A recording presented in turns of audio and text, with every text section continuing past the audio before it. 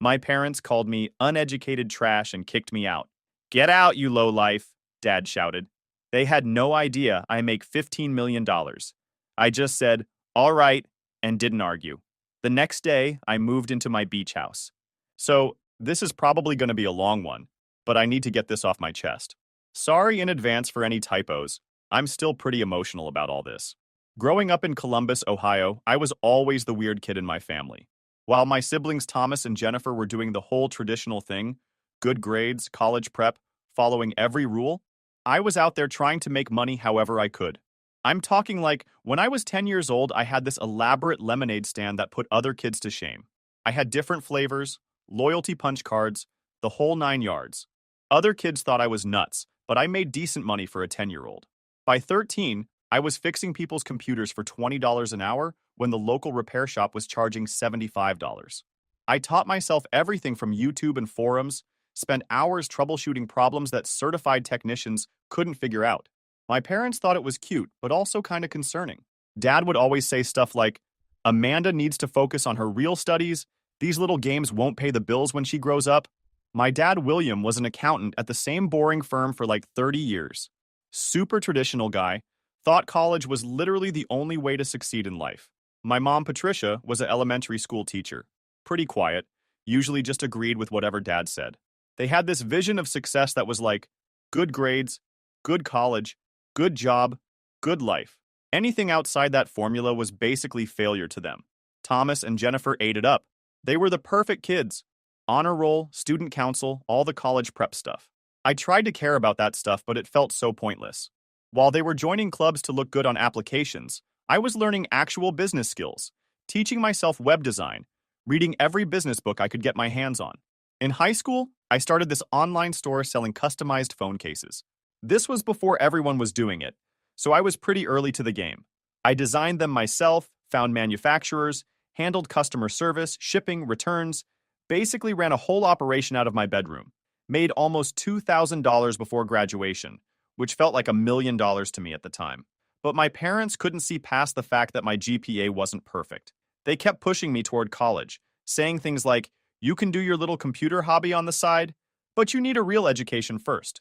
It was frustrating as hell, because I was already learning more from running my business than any of my classmates were learning in their AP classes. The worst part was family dinners.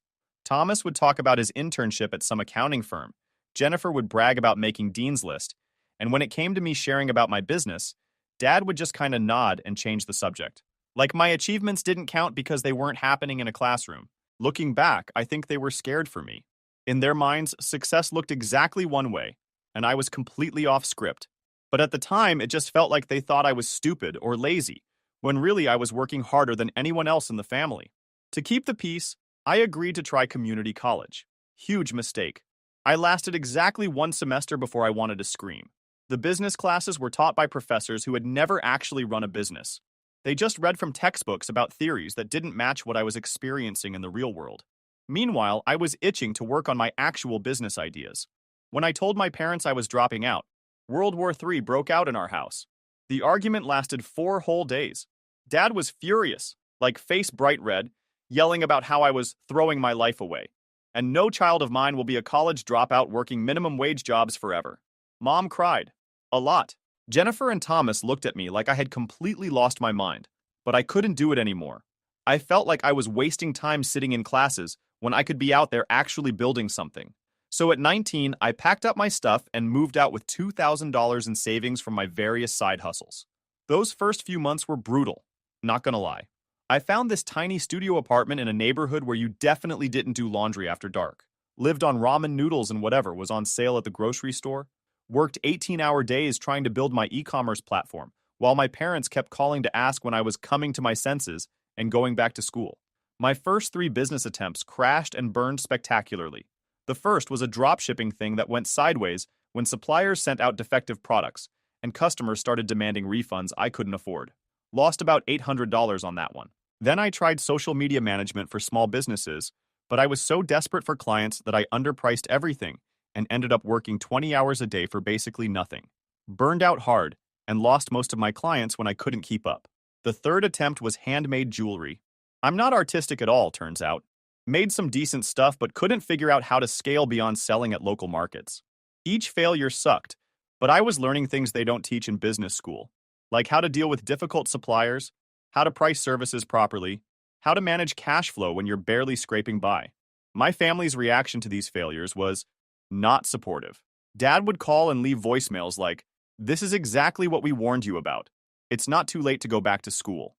Thomas would text me job listings for entry-level positions with "thought you might be interested" messages. They meant well, I think, but it felt like they were just waiting for me to fail so they could say, "I told you so." The turning point came when I met Sophia at this networking event. She was probably 20 years older than me, had built and sold multiple businesses, and for some reason took an interest in helping me out. She became the mentor I desperately needed, someone who actually understood what I was trying to do and didn't think I was crazy for not following the traditional path. Education comes in many forms, Amanda, she told me over coffee one day. Some of the most successful people I know learned by doing, not by sitting in classrooms. First time in years, someone had validated my choices instead of questioning them. With Sophia's guidance, I finally got my act together. At 22, I launched Heartland Made, an e-commerce platform connecting small American manufacturers with customers who wanted locally made products. The timing was perfect because there was this huge trend towards supporting small businesses and made in America stuff. I started small, just 27 artisan partners in 3 states. My apartment was basically half office, half living space. Had a futon that doubled as my couch and bed. My desk and printer took up most of the room. Worked from 5 a.m. to 11 p.m. every single day, handling everything myself.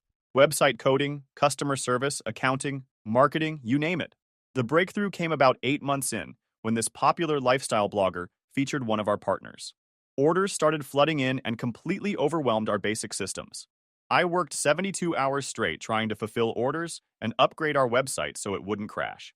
Made $10,000 in revenue that weekend. More money than I'd ever seen in my bank account. I was so excited I called my parents to share the news. Dad's response? "That's nice, honey, but it's probably just temporary. You know you can always go back to college when this thing runs its course." His words stung, but they also lit a fire under me. I was going to prove him wrong, not with arguments, but with results. The next 5 years were insane. Heartland Made grew way beyond what I originally imagined. We went from 27 partners to over 400 manufacturers and craftspeople across all 50 states. Every stage of growth brought new challenges that nearly broke me, but also taught me things no college course ever could. When our servers crashed during a major Black Friday promotion, I stayed up 48 hours straight with developers getting everything back online while personally responding to hundreds of angry customer emails. When a bigger competitor tried to poach our best sellers by offering better commission rates, I drove around the country meeting with each partner in person, strengthening relationships and improving our terms. The most difficult period was year 2 when we were growing too fast for our cash flow, had inventory needs that were outpacing revenue, and I went 4 months without paying myself a salary. Moved to an even smaller apartment, ate nothing but rice and beans, negotiated payment terms with suppliers while trying not to let them know how close we were to going under. But we made it through, and those lean months taught me financial discipline that served me well as the company expanded. By year 3, we hit $1 million in annual revenue.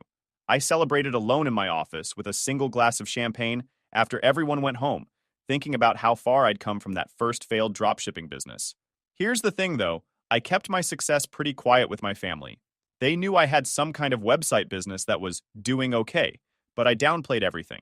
Part of me was scared they'd find some way to minimize it, and part of me was still seeking their approval in this weird way. So when my family needed help, I started helping them anonymously. When Mom got diagnosed with breast cancer in year 4, and they were looking at $75,000 in medical bills, not covered by insurance, I paid it all directly to the hospital and specialists. Dad mentioned some insurance settlement that had saved them from debt, never knowing where the money really came from. Thomas needed help with a down payment for his first house. Fell $40,000 short of what the bank required. I set up a fake family loan through a separate account, made it look like it came from some distant uncle. He took the money gratefully but still made comments about me needing to get a real job with benefits. Jennifer's dream wedding was going to be ruined when her fiancé lost his job 6 months before the ceremony. I covered the $50,000 shortfall for venue and catering. She knew the money came from me but downplayed it at family gatherings, calling it help from my little website business that was having a good year. The disconnect was painful. By day, I was running strategy meetings for a multi-million-dollar company, making decisions that affected hundreds of partner businesses. By night, I was getting texts from family members who treated me like the college dropout who got lucky with some internet thing. But I kept helping because I loved them, even if they didn't understand or respect what I'd built. I figured eventually they'd see that my path had worked out, that maybe college wasn't the only way to succeed. I was wrong about that. Dad's 60th birthday was coming up, and I made a decision that I thought was going to finally change everything. I was tired of hiding my success, tired of being treated like the family failure. I bought him a substantial gift, a fully funded retirement account, and planned to be honest about my business for the first time. I practiced what I was going to say for weeks. I wasn't trying to brag or show off. I just wanted them to understand that my unconventional path had actually worked out. Maybe even get some of that approval I'd been seeking my whole life. The evening started normal enough. Same house, same furniture, same family dynamics. Thomas showed up in his business casual outfit with his wife, talking about his latest promotion. Jennifer was going on about potentially making junior partner at her accounting firm. When Daniel mentioned something about e-commerce growth, Thomas quickly changed the subject to his kids' Little League stats. Nobody asked me a single question about my life or business during the whole pre-dinner conversation. I waded through discussions about neighborhood gossip, Thomas's kids' achievements, Jennifer's vacation plans. Finally, over dessert, I decided it was time. Dad, Mom, everyone, I started, my heart racing even though I tried to stay calm. I wanted to share some news about my company. Heartland Made was recently valued at $20 million. We've received several acquisition offers, and I've been featured in Business Insider and Entrepreneur magazine. The silence that followed felt like it lasted forever. Mom froze with her fork halfway to her mouth. Jennifer and Daniel exchanged glances. Thomas just stared at me. Dad was the first to speak, and his tone was dismissive. What exactly does that mean, Amanda? These internet businesses use all sorts of funny math to come up with these valuations. I kept my cool and explained how business valuations work, talked about our revenue streams, growth trajectory, mentioned our office with 38 employees and partnerships with over 400 manufacturers. Thomas interrupted before I could finish. So you got lucky with this online thing. That's great. But some of us have been building real careers with actual qualifications. He emphasized qualifications while looking at his wife for backup. It's not luck, I replied, trying to stay calm. It's 7 years of working 18-hour days, solving complex problems, and building something meaningful. We've helped save dozens of American manufacturing businesses that were about to close. Mom finally spoke up. That sounds impressive, dear, though I still wish you had finished your degree. Even with this business, education is important. I was getting frustrated but pressed on. Actually, I brought something for Dad. I handed him the envelope with the retirement account documentation. I wanted to make sure you both have a comfortable retirement. Instead of gratitude, Dad's face got angry as he realized what he was looking at. What is this supposed to be? Some kind of charity? We didn't raise you to throw money around like you're better than everyone. That's not my intention at all, I explained. I just wanted to help. The same way I helped with Mom's medical bills, Thomas's house down payment, and Jennifer's wedding. That's when everything exploded. All three of them snapped at once. My secret financial help was suddenly exposed. Dad sputtered, "That was all you?"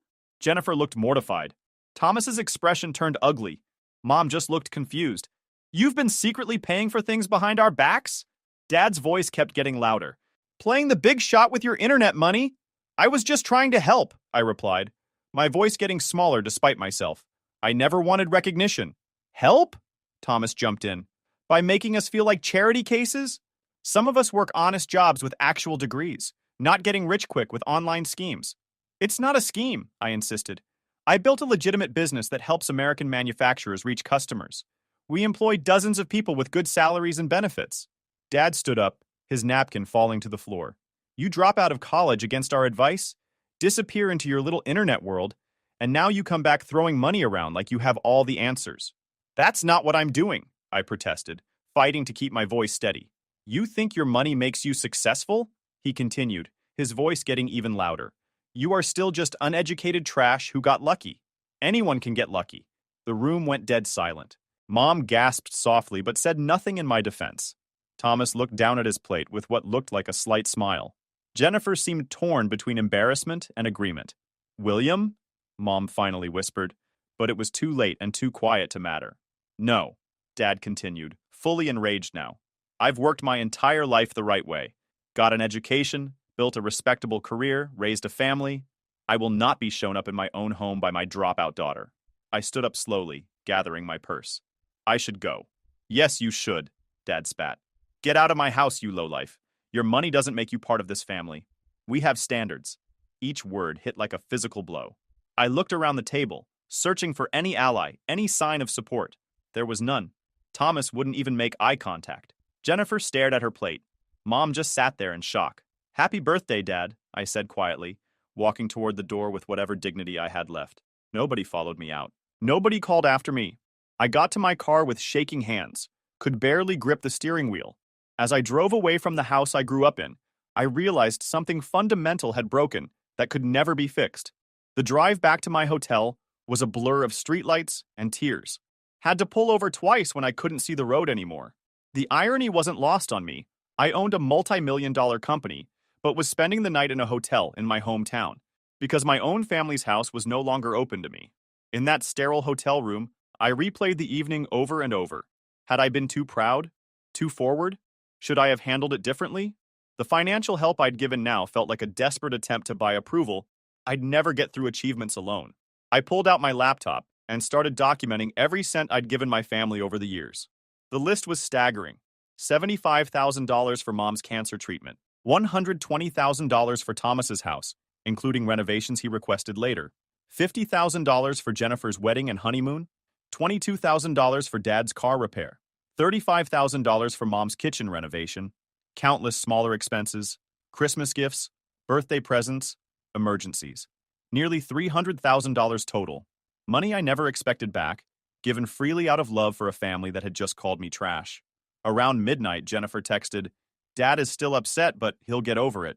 You know how he gets when his authority is challenged. No apology, no acknowledgement of how horrible the whole thing was, just an expectation that I'd absorb the abuse and pretend nothing happened." I didn't respond. Instead, I contacted a therapist back in the city where I lived. Dr. Richardson agreed to an emergency virtual session the next day. "Family wounds cut deepest," she observed after I told her everything, "especially when they target the very things we've worked hardest to overcome." Over the next few sessions, Dr. Richardson helped me understand the complex dynamics at play. My success threatened the family hierarchy and the values my parents had built their lives around. My financial help, rather than earning gratitude, had created resentment by highlighting a shift in power they weren't prepared to accept. "Your father's identity is built around being the provider and authority," she explained. "Your success challenges both roles." I started journaling, documenting not just that horrible night, but patterns throughout my childhood. Subtle ways my entrepreneurial spirit had been discouraged, times when academic achievements were celebrated while business successes were minimized. The constant reminder that without a degree, I'd never truly succeed. This process revealed how deeply I'd internalized these messages. Despite outward success, part of me still felt like the family failure, the dropout who had something to prove.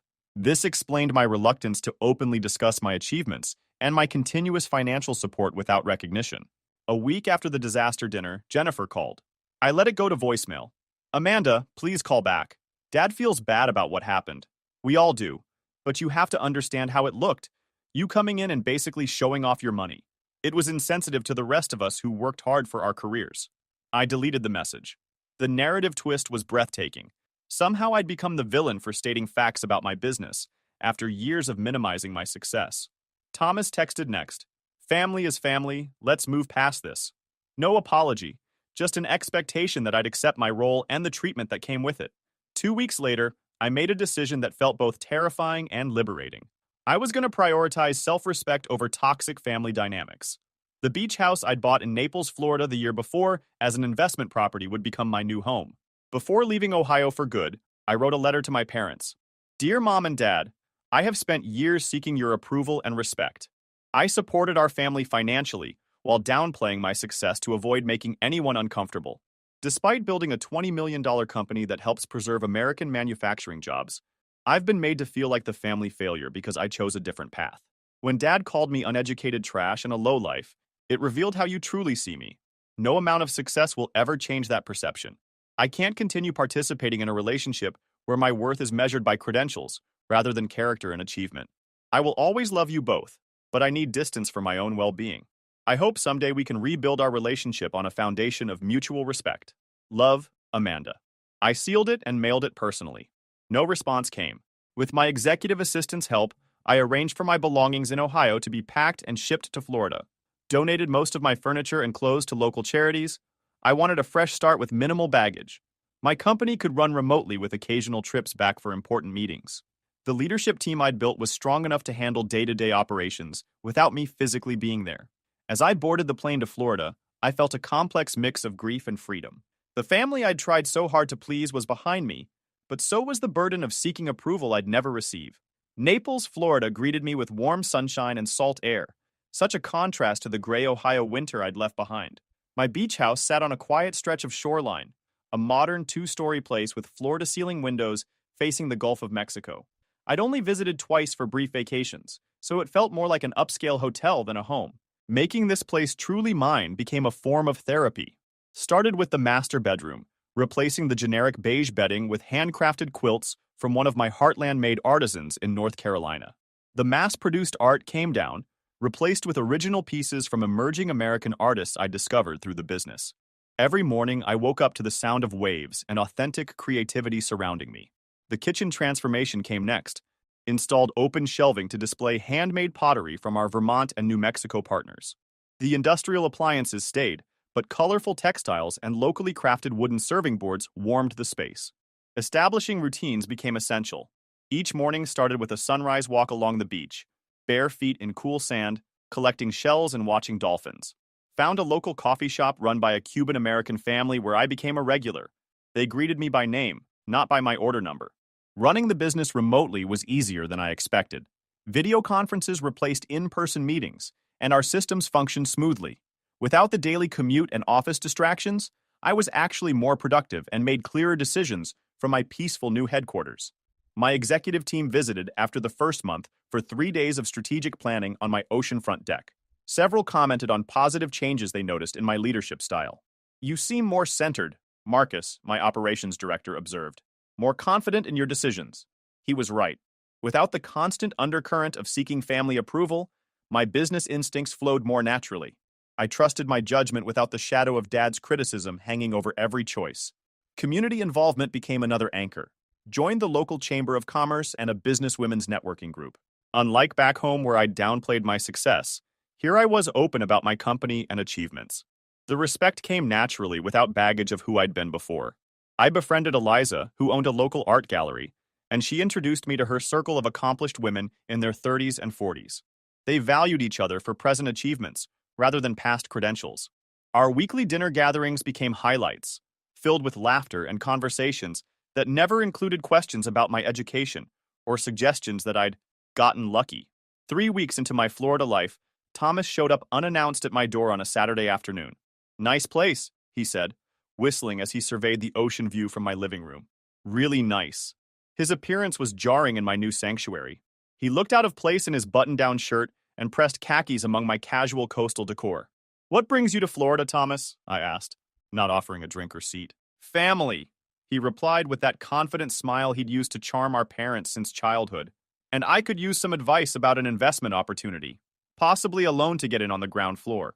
Without our parents as an audience, his pretense dropped quickly. This was a financial visit, nothing more. "I'm not making loans to family members anymore," I said firmly. "That chapter is closed." His expression hardened. "So that's how it is? You move to your beach mansion and forget where you came from. Dad was right about you." "Dad called me uneducated trash and kicked me out of his house," I reminded him. "Is that what you came here to reinforce?" Thomas backpedaled quickly. "He didn't mean it like that. You know how he gets. Family fights happen. That wasn't a fight. It was a revelation," I replied. "Now, if you'll excuse me, I have plans this afternoon." After showing him out, I sat on my deck watching waves, surprisingly unshaken by the encounter. The boundaries I was establishing felt right, even if they were painful to implement. That evening, I made a significant decision. Contacted my lawyer and established an anonymous scholarship fund at the community college I'd briefly attended. The Amanda Wilson Entrepreneurship Scholarship would provide full tuition and mentorship to 5 students annually who demonstrated entrepreneurial potential but lacked traditional academic advantages. Make sure the selection criteria focus on demonstrated initiative and creative problem solving, not grades, I instructed. And find mentors who've built actual businesses, not just taught business classes. Weeks turned into months, and the pain of family rejection transformed from an acute wound to more like an old injury that occasionally ached. I was building something new, not just a home, but an authentic life aligned with my values rather than someone else's expectations. Then, something unexpected happened that brought everything full circle. The Naples Business Journal wasn't a publication I normally read, but Eliza texted me early one morning insisting I pick up a copy. Page 3. You're gonna want to see this. There I was, photographed on my deck with the Gulf of Mexico behind me, under the headline, E-commerce innovator brings multi-million-dollar business to Naples. The journalist had done her research, detailing Heartland Made's growth from startup to $20 million valuation, our impact on American manufacturing, and my recent entrepreneurship scholarship foundation. I didn't authorize this, I told Eliza when she called to congratulate me. Public records, she explained. Property transfers, business registrations. Once they knew you were here, the rest was easy to piece together. Besides, it's a great article. She was right. The piece was well-researched and flattering, focusing on business accomplishments rather than personal drama. I thought little more about it until the following week when my phone started lighting up with social media notifications. The article had been picked up by several larger business publications, then shared extensively on LinkedIn and Facebook. Former high school classmates suddenly remembered our friendship. Teachers claimed they'd always seen my potential. Most surprising were messages from small business owners in my hometown thanking me for representing what was possible without following traditional paths. You inspired me to finally launch my business, wrote one former classmate. If you could build something so substantial without a fancy degree, maybe my idea has merit too. The local newspaper back home even ran a condensed version with an additional angle. Local entrepreneur makes national impact. The irony wasn't lost on me. The same community that had subtly reinforced my parents' disappointment now celebrated me as a hometown success story. Through this ripple effect of publicity, my family inevitably discovered the full extent of my success. First came a friend request from my cousin Susan, followed by several other extended family members who'd previously shown little interest in my life. Then the text from Mom. I saw the article about your company. Very impressive. Dad and I are so proud. No mention of Dad's cruel words. No acknowledgement of the rift. Just a casual claim of pride that had been notably absent when I sat at their dinner table. Dad's voicemail arrived the next day, his tone artificially jovial. Amanda, big news about your company in the paper. Always knew you had it in you. There seems to have been a misunderstanding last time we spoke. Call me back when you can. A misunderstanding. That's how he characterized calling his daughter uneducated trash and ordering her out of his house. 3 days later, Mom texted again. We're thinking of visiting Florida next month. Would love to see your new place. Let us know if that works for you. The message hit my stomach like a stone. 6 weeks of healing, of building a new life free from their judgment, and now they wanted to simply appear at my doorstep as if nothing had happened. I didn't respond immediately. Instead, I scheduled an emergency session with Dr. Richardson. You have several options, she advised after listening to my concerns. You can decline the visit entirely. You can agree but set strict boundaries about what you will and won't discuss. Or you can see this as an opportunity for honest conversation that might lead to healing, though that requires their willingness to acknowledge the harm done. After careful consideration, I texted Mom. You and Dad are welcome to visit, but we need to have an honest conversation about what happened at his birthday dinner before we can move forward. Please let me know if you're open to that kind of discussion. Her response came quickly. Of course, dear. We just want to put this behind us and be a family again. The phrasing troubled me. That desire to put this behind us without addressing it directly. But I confirmed dates for their visit. As the day approached, I prepared both practically and emotionally. Arranged for them to stay at a nearby hotel rather than my home, preserving my personal space. Role-played difficult conversations with Dr. Richardson, practicing setting boundaries without becoming defensive. They arrived on a sunny Tuesday afternoon. I met them at a beachfront restaurant for lunch, a public setting that would help moderate the initial interaction.